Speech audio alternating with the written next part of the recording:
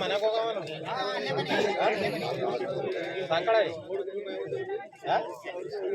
ಮನೆಗೆ ಹೋಗೋ ಸಾಕತ್ತೆ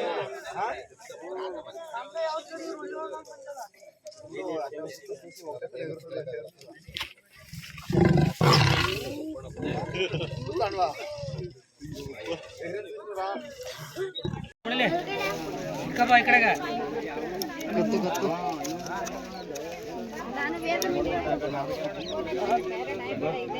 ನೋಡಲಿ ಬಿಳೆ ನೋಡಿ ಬಿಳೆ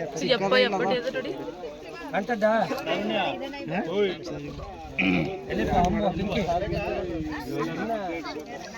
ನೋಡ್ದ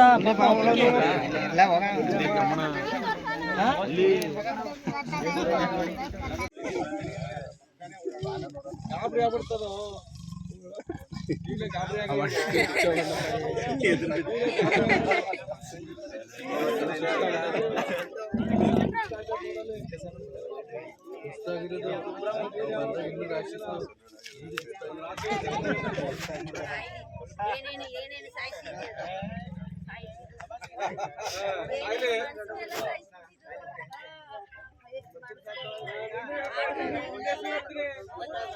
ನಾಲ್ಕೈದು ವರ್ಷದಿಂದನೂ ಇಲ್ಲೇ ಓಡಾಡ್ತಾ ಇದ್ದಿದ್ದು ಆಡು ಕುರಿ ಮತ್ತು ಕರುಗಳನ್ನೆಲ್ಲ ತಿಂತಾಯಿತ್ತು.